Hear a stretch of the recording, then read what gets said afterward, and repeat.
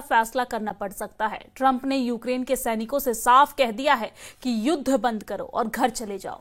इसे यूक्रेन के लिए बहुत बड़े झटके के तौर पर देखा जा रहा है, लेकिन असली खौफ तो नाटो में फैल गया है और इसलिए अब सैनिकों की कमी की वजह से बूढ़े लोगों को रिजर्व फोर्स में भर्ती किया जा रहा है। रिपोर्ट देखिए।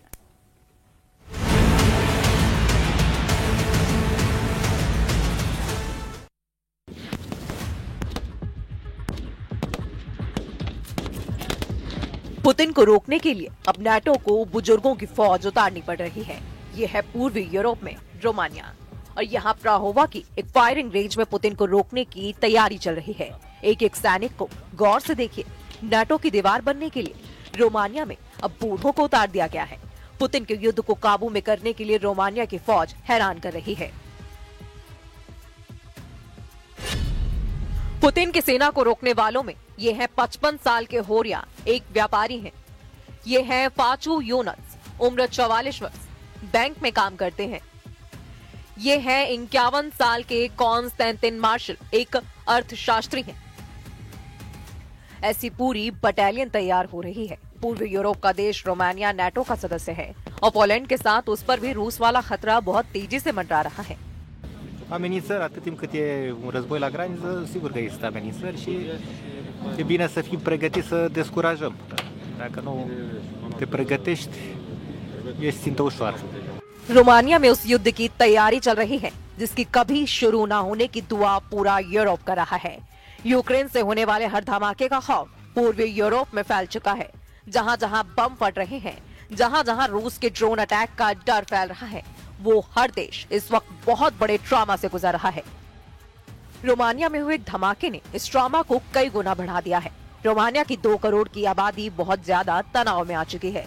17 अक्टूबर को हुए इस धमाके की वजह को लेकर पूरा रोमानिया परेशान है, क्योंकि शुरू में लगा कि ये कोई ड्रोन अटैक है, लेकिन अब तक वजह साफ न होने से कई तरह की बातें सामने आ रही हैं।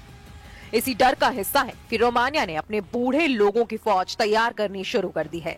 सबको एक एक राइफल थमाई और शुरू कर दी गई निशानेबाजी की प्रैक्टिस।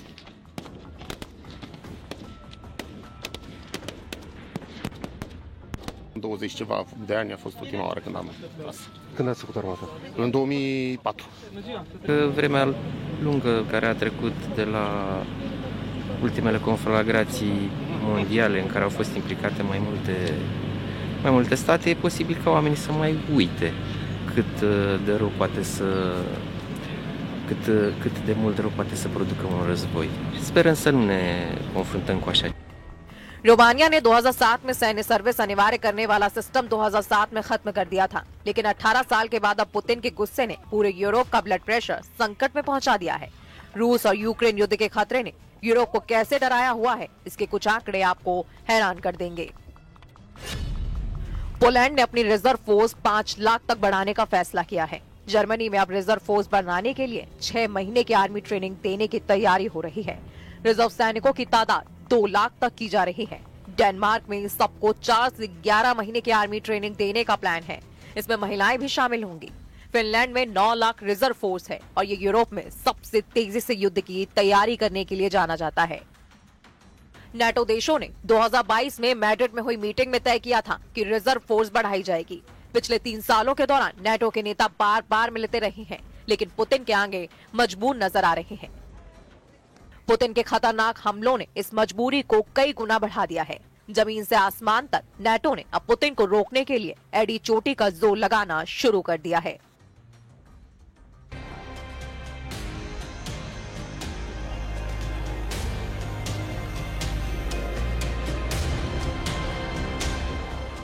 नाटो के जेट अब पुतिन को डराने की लगातार कोशिश कर रहे हैं। नाटो के फाइटर जेट रूस को उसकी हद बताना चाहते हैं। ये फाइटर जेट दावा कर रहे हैं कि नाटो के आसमान में पुतिन की घुसपैठ का मतलब होगा तीसरा विश्व युद्ध। नाटो सोच रहा है कि पुतिन घबरा जाएंगे। नाटो के दिल दिमाग पर सिर्फ और सिर्फ पुतिन को बैकफुट पर रखने का जुनून सवार है। लेकिन क्या इन पैतरों से यूरोप की सरहद से दूर रहेंगे पुतिन? क्योंकि रूस के बॉर्डर पर गूंज रही नाटो के विमानों की गड़गड़ाहट अब मॉस्को तक गूंज रही है। नेटो की एयरफोर्स बता रही है कि वो पुतिन की चौखट पर पहुंच चुकी है और अब रूस की है नहीं। लेकिन डोनाल्ड ट्रंप के रूखे रवैये ने ज़ेलेंस्की के साथ साथ नेटो के भी होश उड़ा दिए हैं। व्हाइट हाउस में ज़ेलेंस्की से मिलने के बाद ट्रंप ने एक तरह से कह दिया है कि पुतिन को रोकना अब उनके बस की बात नहीं है। President Zelensky, as you know today, we had a very good meeting, very cordial meeting. In my opinion, they should stop the war immediately. You go by the battle line wherever it is, otherwise it's too complicated. You'll never be able to figure it out. You stop at the battle line, and both sides should go home, go to their families, stop the killing, and that should be it. Stop right now at the battle line. I told that to President Zelensky. I told it to President Putin. Thank you very much.